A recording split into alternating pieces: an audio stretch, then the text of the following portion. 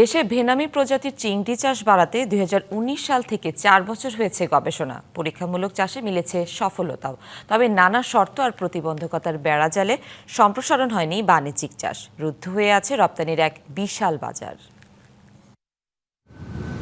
বিশ্বব্যাপী অর্থনৈতিক মন্দায় যখন দেশি বাগদা চিংড়ির রপ্তানি কমে আসে, তখন চাহিদা বাড়ে তুলনামূলক কম দামি ভেনামি চিংড়ির।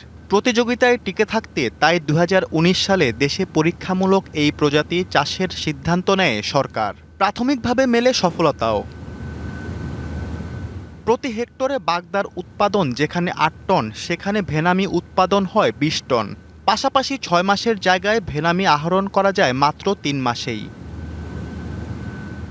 এই অবস্থায় ২০২৩ সালের জুলাইয়ে দেশে বাণিজ্যিকভাবে ভেনামি চিংড়ি চাষের অনুমতি দেয় মৎস্য অধিদপ্তর। তবে ৩ বছরে কেবল ২৪ খামারি পেয়েছেন চাষের অনুমতি। আমাদের ২টা হ্যাচারিকে অনুমোদন দেওয়া আছে। সারা দেশে যতগুলো খামারকে অনুমোদন দেওয়া হয়েছে তাদেরকে পিএল সাপ্লাই দিচ্ছেন। মৎস্য বিভাগের নানা শর্ত আর উচ্চ ঝুঁকি থাকায় ভেনামি চিংড়ি চাষ সম্প্রসারণ হচ্ছে না অভিযোগ সংশ্লিষ্টদের। আছে পোনা ঘাটতিও।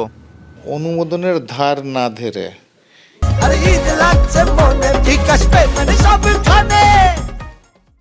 সবাই কিন্তু আপনার ভেনামি চিংড়ির চাষ করছে এবং অবৈধভাবে পোনা আসছে ভারত থেকে। যারা অনুমতি চাইছে তাদেরকে আটকে রাখছে, কিন্তু বিনা অনুমতিতে কিন্তু এটা দেশের বাজার সয়লাভ করে ফেলেছে। অবৈধ পথ ঠেকাতে গেলে আমাদের বর্ডারগুলো থেকে যে পোনাটা আসে ওটা বন্ধ করতে হবে।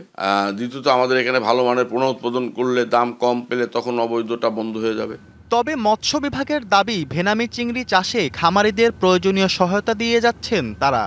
১২,০০০ মেট্রিক টন আমরা বেনামি চিংড়ি রপ্তানি করতে পেরেছি। যে বেনামি রপ্তানিতে মানে কোনো ধরনের এখন পর্যন্ত কোনো বাধা নেই। ২০২১ সালে দেশে উৎপাদিত ভেনামি চিংড়ি প্রথমবার আরব আমিরাতে রপ্তানি হয় প্রতি কেজি $৬.৫ দরে। এরপর থেকে থমকে যায় রপ্তানি। তবে সংশ্লিষ্টদের আশা, রপ্তানি বাড়াতে সরকার কার্যকর পদক্ষেপ নেবে। DBC news desk.